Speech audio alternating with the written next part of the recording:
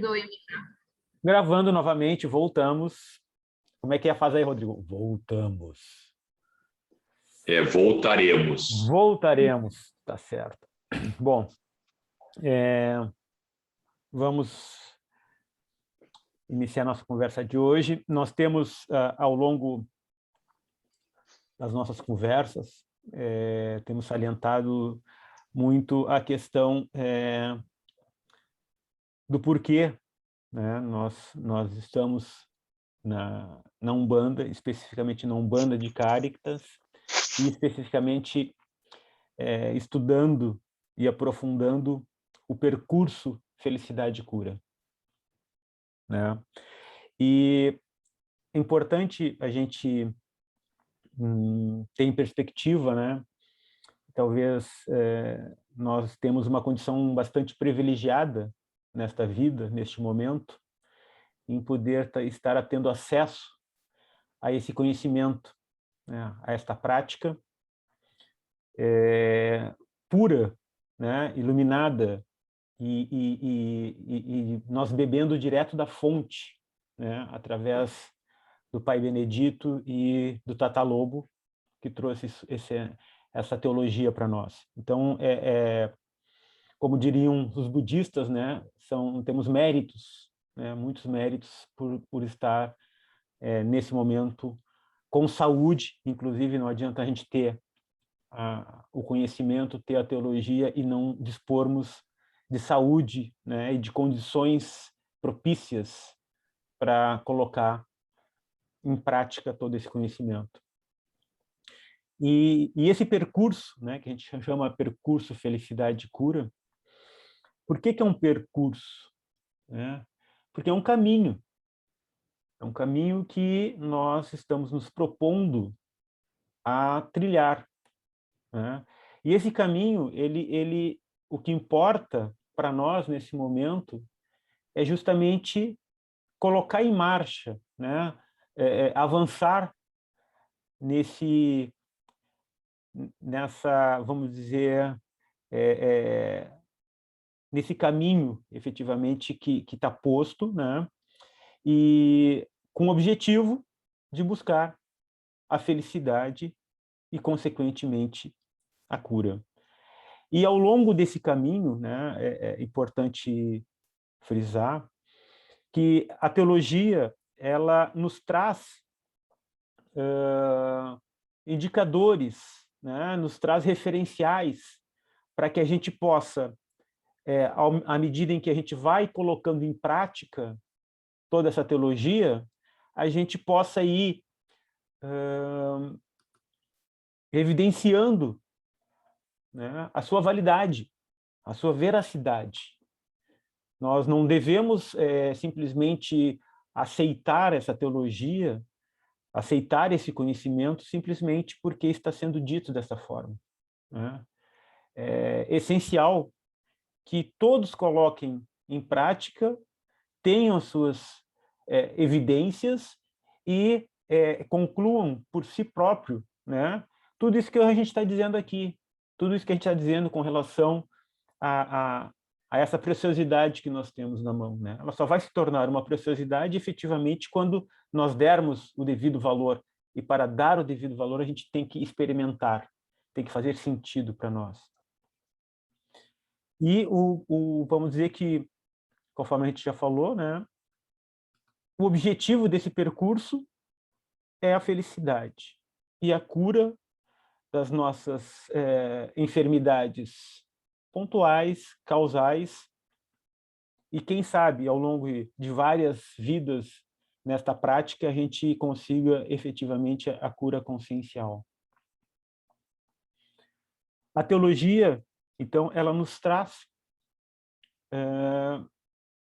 um caminho, esse caminho com etapas, e essas etapas com indicativos. E, dentro desse processo, a principal prática, né, as duas principais práticas que a gente tem, que é a permanência em Deus, que nós praticamos agora no início, né, na nossa pacificação, é quando efetivamente nós abrimos espaço para esse contato íntimo, que não ocorre normalmente, né? Nós não temos, primeiro, nós não temos uma educação, né, social e comunitária, enfim, formal, voltada para isso. Nós não temos. Muito antes, pelo contrário, nossa educação ela é um reforço, né, para comportamentos autocentrados, comportamentos egoístas, né? E a teologia nos traz, então, justamente como que nós trabalhamos com isso, como que nós trabalhamos com esse autocentramento que, na sua raiz, é a causa do nosso sofrimento, é a causa dessa situação que nós e toda, vamos dizer, toda a grande massa encarnada e desencarnada, né, se encontra, né, nesse processo autocentrado, nesse processo mundano. E o caminho, então, que a Umbanda, né, e a Umbanda de Cáritas junto nos traz, é justamente a manifestação do amor fraterno através dessa reflexão, seja da teologia, seja do evangelho, e através dos exemplos do nosso mestre Jesus. E esse amor fraterno, né, ele se manifesta, ele começa a se manifestar, a ser cultivado, através justamente desta prática de comunhão com Deus. Nesta prática, inicialmente, de uma forma, vamos dizer, tímida, mas com a continuidade dela, né, com a persistência nessa prática, nós aos poucos vamos desenvolvendo determinadas características, determinados sintomas, né, que a gente chama da manifestação desse amor fraterno, né? O primeiro deles é justamente, que nós já temos falado em outras oportunidades anteriores, é justamente aquela percepção, né? aquela dimensão de interesse no outro, além, né, de preferências e de aversão, né? Além de condicionamentos de utilidade que nós colocamos nas nossas relações, seja com pessoas, seja com condições, seja com objetos, né? Dentro desse processo constante que nós temos de buscar condições agradáveis, né? Condições desejadas para o nosso ego, e rejeitar, né? Afastar condições indesejadas. E nessa condição, nessa instabilidade, né? Nós vivemos os nossos dias.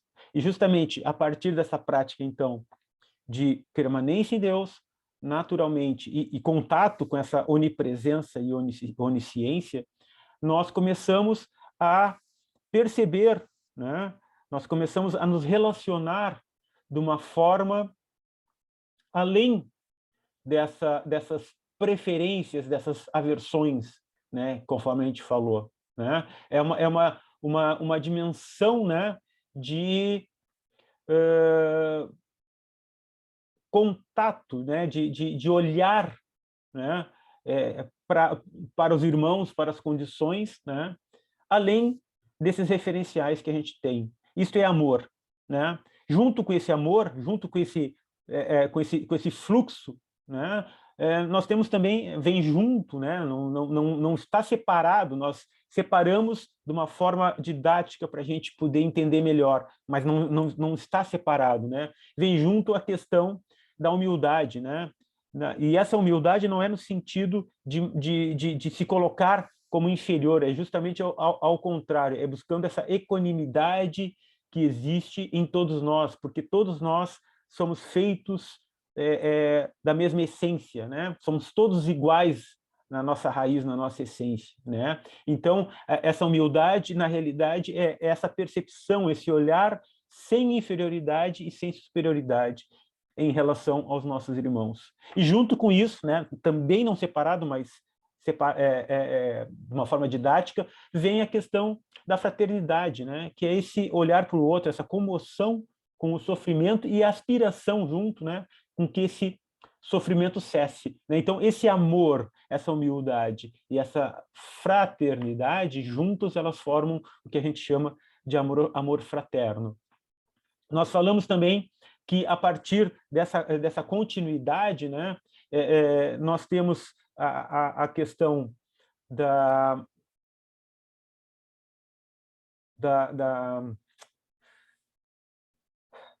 me fugiu aqui o termo,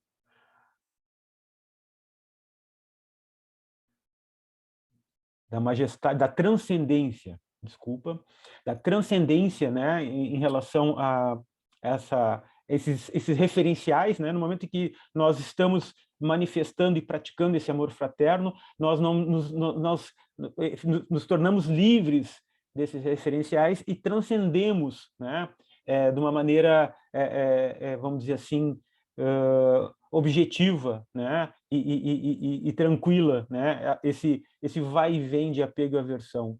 E à medida em que também avançamos na prática, após essa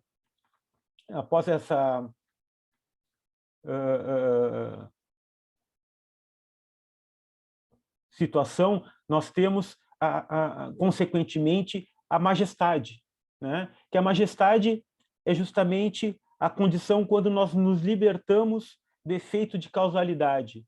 Tem a transcendência, transcendemos os referenciais e, na sequência, temos a manifestação, o sintoma da majestade, que é a liberdade causal e energética em relação a esses referenciais. Na sequência, né, nós temos a harmonia, né, que é essa, vamos dizer, estabilidade energética pré-cognitiva e cognitiva que nos traz a nível de pensamento e a nível de emoções. E, por último, a harmonia. Tá? Esses são os sintomas justamente desse amor fraterno, né? O que se manifesta à medida em que nós avançamos na prática, né? E é interessante que esses são os aspectos que a gente chama divinos, né? A partir da manifestação do amor fraterno. Mas nós temos a contraparte disso, né? Que a gente chama das enfermidades do coração, que são as questões mundanas que se manifestam a partir da falta desse amor fraterno, a falta da manifestação desse amor fraterno. Não vamos dizer nem a falta desse amor fraterno, porque, como a gente viu, o amor está autoposto, né? É a oblatividade do amor, ele está colocado. Na realidade, nós não permitimos que esse amor se manifeste através desse processo de autocentramento em que, na maior parte das vezes, nós nos encontramos, né? E essa, vamos dizer, condição mundana, né? A gente pode, assim como a gente tem o amor, né? Em contrapartida, nós temos o desamor. O que é o desamor, né? Que é aquela dimensão, né, de exclusão, aquela condição de interesse, né, de preferência ou aversão e de rejeição. Como eu falei, nós vivemos desta forma. Nós temos, assim, uma lista, né, de coisas que nós queremos e de coisas que nós não queremos. E nós passamos o nosso dia inteiro, né, revivendo, né, olhando para trás, para o passado, identificando essas condições que nos agradam ou desagradam, e passamos o nosso tempo presente buscando estratégias e formas de, no futuro, né, logo em seguida, nós, de alguma forma, tenhamos essas condições que nos agradam e afastamos as condições que não nos agradam. Então, essa condição, ela traz toda essa instabilidade e esse aprisionamento energético. Isso é desamor. E assim como nós temos também a humildade, por outro lado, nós temos o orgulho, né? Que é aquela dimensão de diferenciação. Eu me diferencio constantemente, eu olho para o irmão e eu me coloco de uma forma desigual a esse irmão, ou superior ou inferior. E esta diferenciação, né, o que ela faz? Né? Ela provoca complexos de superioridade ou de inferioridade, né? E aí, com isso, traz o sofrimento. Assim como o desamor, o orgulho também é fonte de sofrimento. E junto com isso, em contrapartida da fraternidade, nós temos a solidão, né? Que é aquela situação em que nós nos desconectamos com os nossos irmãos, com as situações. E essa desconexão, né, ela nos afasta, ela nos impede de olhar o outro, ela nos impede de ter empatia e de perceber o sofrimento e a dor do nosso irmão, nos causando afastamento dos irmãos e dessa situação. E aí nós temos a solidão, né? Que junto esses três, assim como nós temos o amor fraterno, que é a manifestação do amor, da humildade e da fraternidade, nós temos a solidão desamorosa, né? Que é justamente a ausência da comunhão com Deus, que trazem o sintoma do desamor, do orgulho e da solidão. E assim como nós temos a transcendência, né, que é a continuação da prática da permanência em Deus e como sintoma desse amor fraterno, a transcendência, né? Por outro lado, na visão mundana, nós temos o que a gente chama de aprisionamento. Se lá na transcendência, né, nós tínhamos transcendido os referenciais e se libertados desses referenciais, o aprisionamento é justamente o contrário. É quando as nossas relações elas são contaminadas, são determinadas por memórias, por referenciais, pelo senso de utilidade que aquela pessoa nos traz. Me serve ou não me serve?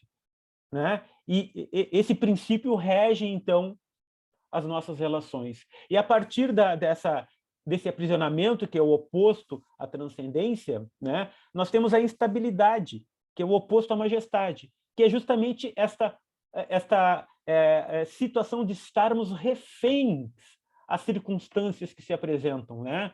Não termos esse domínio e estarmos à mercê das flutuações, nem são flutuações dos picos energéticos, né, que nós temos na nossa energia pré-cognitiva e cognitiva, que nos levam, né, a fortes emoções, fortes pensamentos geradores de negatividade, né, e que nos desequilibram, né? E na sequência, né, assim como lá no amor fraterno nós tínhamos a manifestação da harmonia, em consequência no sentido mundano, né, em consequência desse aprisionamento, dessa instabilidade, nós estamos numa situação de desarmonia, ou seja, a nossa modulação energética pré-cognitiva ela está enferma. Né? São gerados emoções, pensamentos e sentimentos negativos, que só, né, contribuem para esse processo de desequilíbrio. E, ao final, onde nós tínhamos o êxtase, no aspecto mundano, nós temos a aflição, né, que é essa modulação energética, cognitiva e não discursiva enferma, doente. Então, a partir então dessa situação de solidão desamorosa, é onde nós vamos encontrar toda a raiz do nosso sofrimento, toda a raiz da nossa infelicidade, né? E é justamente esse caminho, né? Esse mapeamento que a teologia de Cáritas nos traz, é que nos permite, né, praticar e avançar justamente na nossa autocura, né? Que a gente já falou, né, em outras circunstâncias, né, que o trabalho na Umbanda e na Umbanda de Cáritas especificamente, nós buscamos primeiro a autocura, né? A nossa cura das nossas enfermidades, né? E a teologia nos permite isso, nos traz todo esse conhecimento, todo esse caminho, né? Também buscamos, né, o acolhimento e o atendimento dos irmãos encarnados que procuram os nossos centros, através de passes magnéticos, através de orientações. E, por último, né, não menos importante, né, o acolhimento e o tratamento dos irmãos desencarnados, justamente nos trabalhos que são realizados nos terreiros. Mas o primeiro trabalho, né, a primeira cura que a gente busca é justamente a nossa autocura, né, através desse caminho. Como eu falei, a prática de permanência em Deus, ela é a base para nós iniciarmos o cultivo, a manifestação, a começarmos a tocar nessa amorosidade fraterna. E aos poucos essa amorosidade fraterna, ela começa a se manifestar, né? Começa a aquecer o nosso peito, né? E junto, né, na sequência desta prática de permanência em Deus, né, nós temos a prática da permanência na presença de Deus, que aí é o nosso segundo passo, que é quando nós olhamos para tudo e para todos e percebemos que tudo e todos são expressões divinas, né? São expressões de Deus. E quando isso acontece, quando nós avançamos nessa prática, dentro desse processo de autocura, né, nós começamos a identificar em nós a origem dos nossos sofrimentos, ou seja, as expressões, né, geradas por nós que nos levam ao sofrimento, que nos levam ao autocentramento e que nos levam ao processo mundano. E nessa prática, né,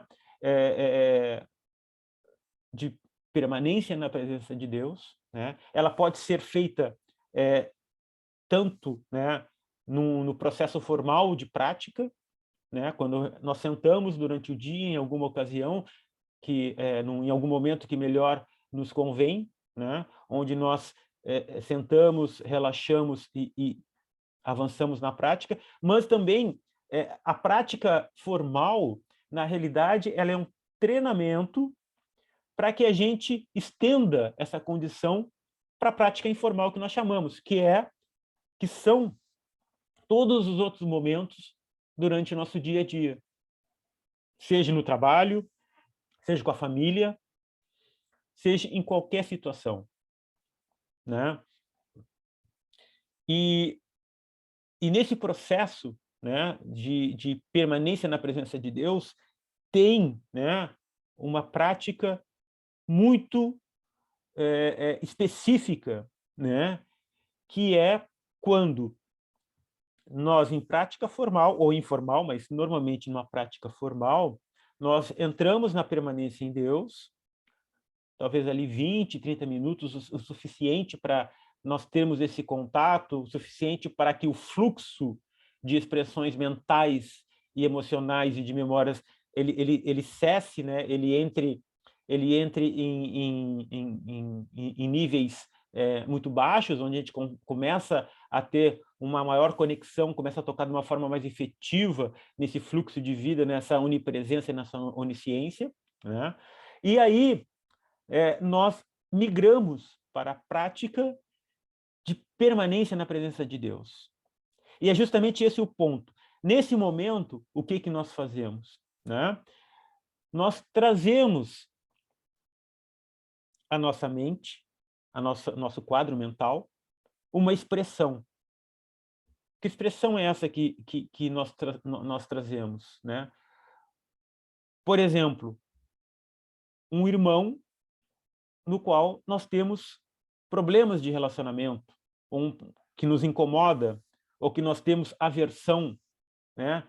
Que nós não gostamos, né? Onde nós temos assim efetivamente uma relação muito ruim, né? Que nos incomoda.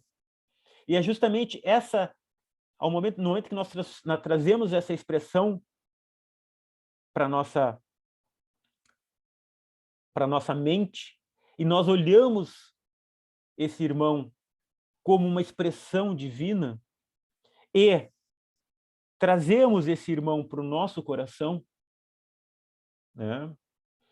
Eu afirmo para vocês, né? Esse processo, se nós temos todas essas situações presentes, né? E ainda nesse processo, vamos dizer, inicial que todos nós estamos trilhando, na teologia de Caritas, na manifestação da amorosidade fraterna, nós não vamos conseguir colocar integralmente esse irmão no coração. Nós não vamos conseguir, né? Eu tenho nessa prática, né, vamos dizer assim, um pequeno artifício, né, que antes de trazer um irmão que eu tenho problemas que eu não gosto, ou que tenho alguma aversão, alguma negatividade, algum resquício nesse sentido, o que eu faço? Eu inicio sempre a prática com a expressão da minha filha, né? Que é aquela onde aquele ser, né? Aquela expressão que eu tenho a minha maior amorosidade nessa existência. Então eu trago, né? Incluo, trago ela para o meu coração, da maneira como, né? Eu manifesto esse amor para ela. Então ali eu calibrei, né? Como é que eu estou incluindo, né, uma pessoa que eu amo no meu coração. E em seguida eu trago essa imagem desse irmão que eu tenho problema e busco o mesmo processo, só que ele não vai. Ele não vai. Ele não vai. E aí onde é que está, né? Onde é que está a chave para essa prática com base em tudo isso que a gente conversou agora, do desamor, né? Da solidão desamorosa, né? Eu vou olhar por que eu não consigo incluir esse amor no coração, esse irmão no coração. É por desamor? É por orgulho? Né? É por solidão? Então, aí, onde é que eu quero chegar com vocês, além de estar passando esta prática, né, de permanência na presença de Deus e efetivamente começar a andar nesse caminho, né?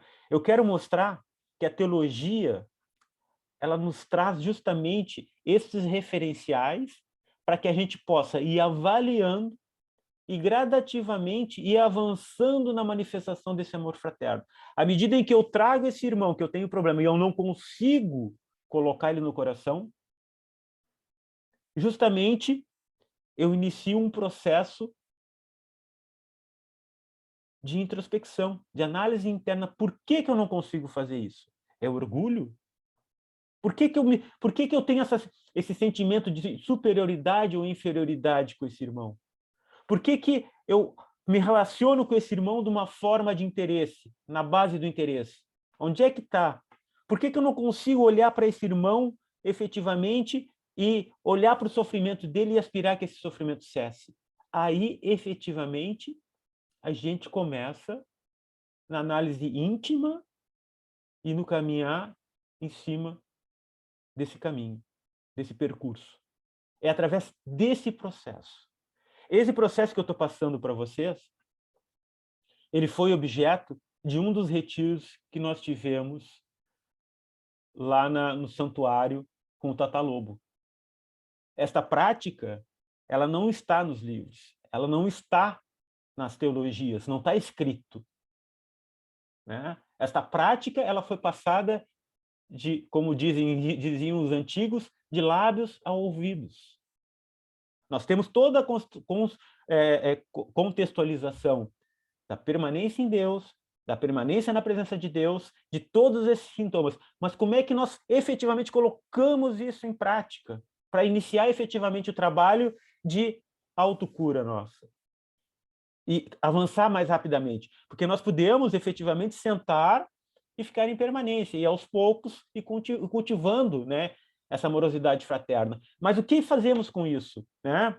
Uma vez um mentor me disse, olha, beleza, a prática de permanência em Deus está legal, mas é como se tu tivesse sentado num campo bonito, olhando a paisagem.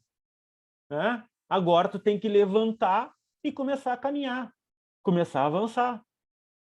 E isso, né, e ele me disse assim, ó, e tu tem que buscar, como é que ele me disse? Vocabulário para isso. E esse vocabulário é justamente essa descrição de sintomas da manifestação da amorosidade fraterna e, por outro lado, do desamor, da solidão desamorosa, para que a gente vá identificando e possa aos poucos e trabalhando isso internamente.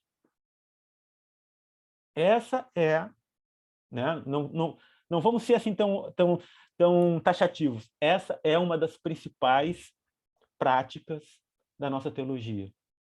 E é, como eu falei para vocês, uma transmissão, né, pessoal que o Tatá nos deu num retiro para vários irmãos, e foi esta prática que ele nos ensinou e que eu estou passando para vocês aqui agora.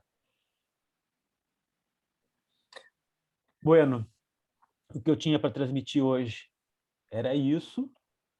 Deixo aberto agora para perguntas, comentários, observações, enfim. Quem quiser contribuir, fique à vontade, por favor. Peço a palavra, então. Eu gostaria de contribuir e reafirmar o que o irmão Lúcio já falou. Não sei se todos estão me escutando. Sim. Sim.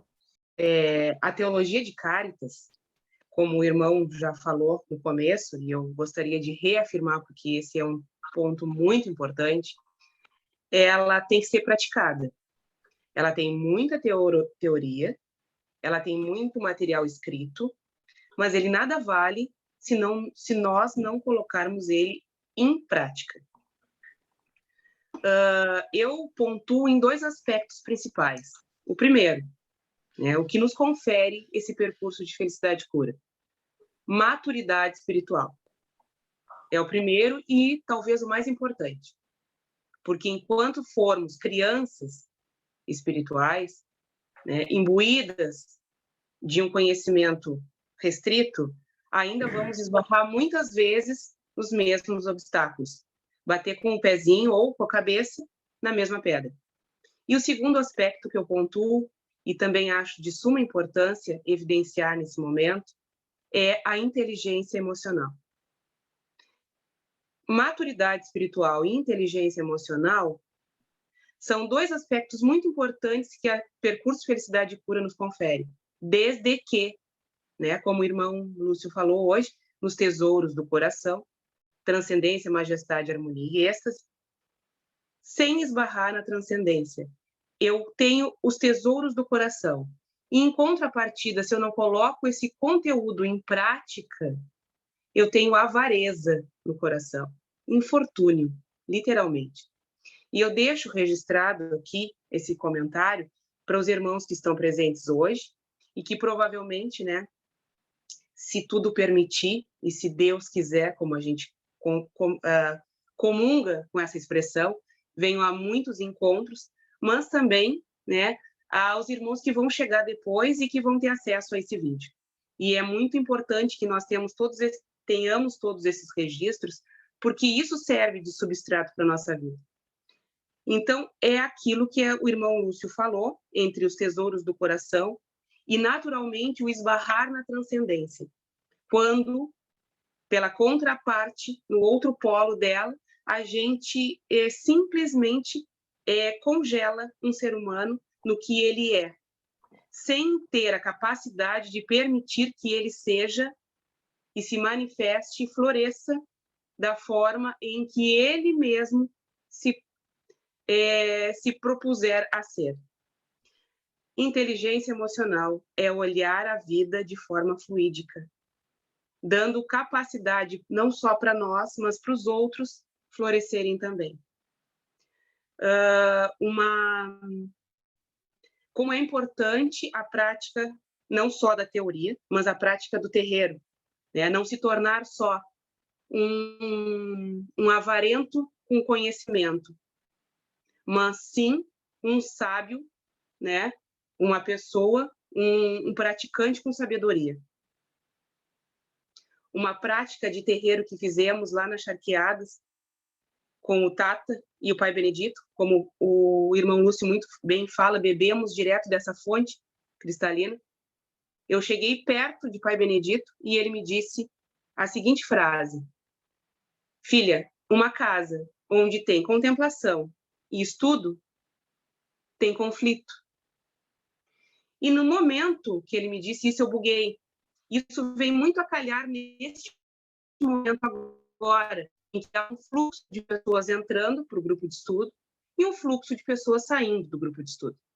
E aí eu questionei, Pai Benedito, conflito?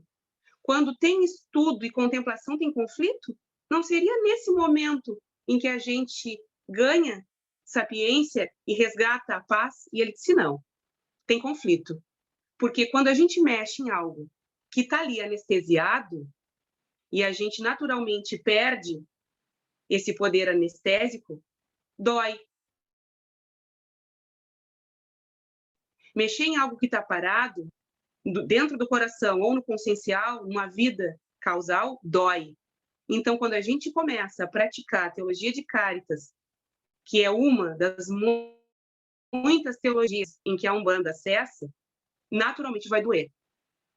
E essa dor, ela nos incapacita, como qualquer outra dor limitante. E aí há esse fluxo de pessoas entrando e saindo. Eu rogo que muitos entrem e poucos saiam, para que quanto mais estejam curados, mais o mundo consiga avançar em um nível excelente de florescimento. E esse nível excelente de florescimento, ele nos confere a capacidade divina de ser e estar em Deus. Era essa a minha contribuição para a noite. Agora eu aguardo os demais irmãos. Muito obrigada pela oportunidade de estar aqui hoje. Muitas vezes eu não consigo estar, mas muito obrigada. E muito obrigada, irmão Lúcio, por essa comunhão de vida e essa existência feliz que nós temos ao teu lado.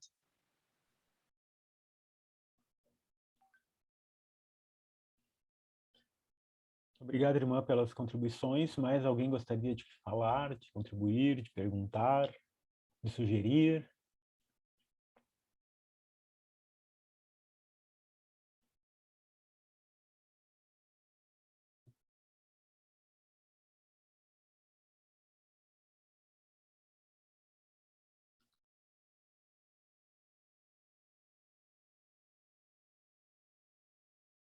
Ah, agora sim.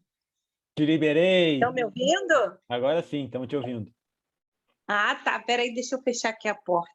Tem uma micro contribuição, né? Como o Edu disse semana que vem, uma soma. Uhum. Que eu também recebi uma instrução essa semana que falava sobre isso, que a gente tinha que trocar a nossa areia negra pela areia límpida. Então, se a gente se imaginar mesmo como um grão de areia, né, nossas causalidades negativadas, a gente vai ver que tem sempre um grãozinho sujo para trocar, para olhar de novo, e aí vai ver uma poeira, vai ver outro grão de areia sujo, e é um trabalho constante, diário, né? Não tem pausa, não tem... E dói um pouco ali, e cura um pouco aqui, e dói um pouco lá, e cura, e assim a gente vai indo. É um trabalho de todos os dias mesmo. E é só isso. Um grande beijo. Obrigado. Obrigado, Rai.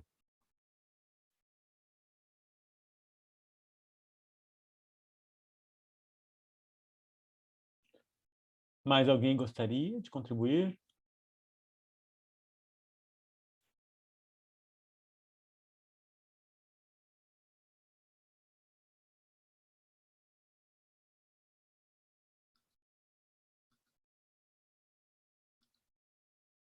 Estou tentando ativar teu som aqui, Paz. Foi?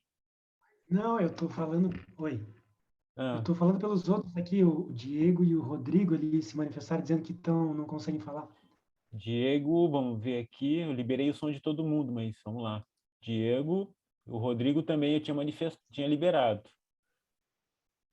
Agora liberou, mas Agora antes não estava. conseguiu. Desculpa. Antes não estava. Tá Agora liberou. Quer falar primeiro, Rodrigo? Não, fica à vontade. Você fala primeiro.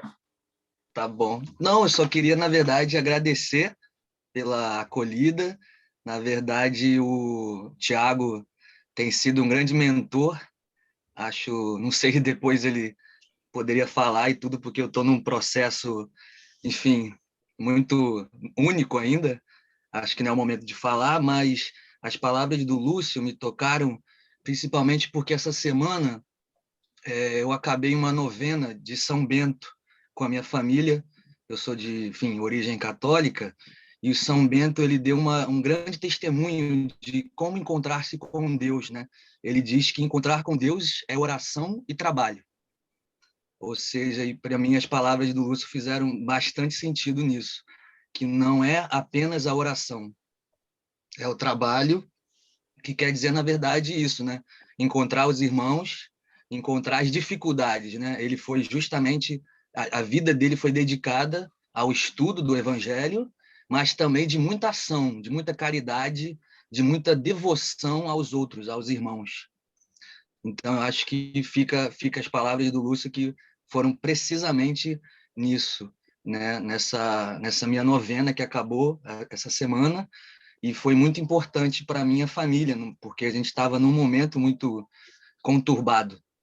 Então, acredito que nesse momento de pandemia que veio, né, para nós que acreditamos renovar as esperanças, renovar a vida, eu acho que é muito importante que cada um consiga ir ao trabalho espiritual, e não só ficar na contemplação, né? Então, é isso. Obrigado, pessoal. Muito obrigado, Diego. Eu gostaria de agradecer as palavras, parabenizar essas elucidações maravilhosas que sempre vêm, e dizer que vem muito de encontro, principalmente a última parte que tu falou, a manifestação que a gente está fazendo nessas 2 semanas agora, porque dia 9 a gente tem trabalho de crianças, que é Pai e Beji, né? E, claro, como a gente está estudando e contemplando, e essa última parte que tu falou, ela foi muito pertinente, a questão do irmão, que a gente tem aversão. É aquela história, eu mudo o evento, até a Jaqueline falou muito bem isso no domingo, eu mudo o evento, eu mudo o que está dentro de mim. É mais fácil mudar o que está dentro de mim, porque, na realidade, a gente se apega a pequenas coisas no qual aqui a gente consegue medir o valor. E aquilo ali nos traz aquela felicidade momentânea, e na realidade não é isso que a gente quer. A gente quer uma coisa mais profunda. E normalmente quando a gente tem esse tipo de aversão, ou seja, tem um evento que não nos agrada, normalmente é porque alguma coisa muito íntima nos toca. E a gente não consegue enxergar que aquilo ali é uma mudança íntima que a gente tem que fazer, que foi exposta ou que foi nos mostrada através de um evento. E então a gente prefere tornar aquele evento fora da nossa vida e manter o nosso íntimo de uma forma errada, porque é difícil fazer isso, né? É muito difícil contemplar e enxergar isso. Por isso que o trabalho que vai acontecer no dia 9, que é o trabalho das crianças, é tão maravilhoso, porque ele pega aquela possível ingenuidade que tem uma criança, transporta para um adulto que está ali na frente e consegue tocar o mais sensível que todos nós temos, né? E as tuas palavras hoje vieram bem de encontro a isso, principalmente essa última parte, ou seja, nada é por acaso, vem sempre uma coisa em conjunto com a outra. Então, muita gratidão por tudo, pela presença de todos. Bem-vindo ao pessoal que veio de encontro a nós e que consigam permanecer, porque é sempre de muita valia estar escutando a palavra do irmão Lúcio. Seria isso. Uma ótima noite a todos. Obrigado, Rodrigo.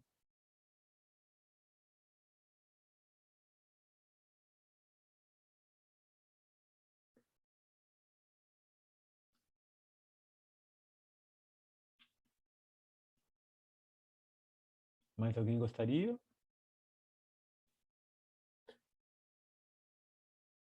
Tiago?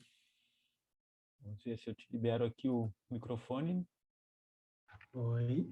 Então, gente, na verdade, eu só estou abrindo aqui só para também agradecer. Lúcio, tuas palavras me tocaram profundamente. É muito importante para mim, para o meu caminho, esse contato com vocês, com a Jaque, com o Rodrigo, aí reencontrando. Fico muito feliz em poder contar com vocês e estar junto nessa caminhada e aprendendo muito como foi hoje. Muito obrigado. E Diego, eu aprendo também muito contigo. Muito obrigado pelas tuas palavras aí. Valeu. Obrigado, Thiago.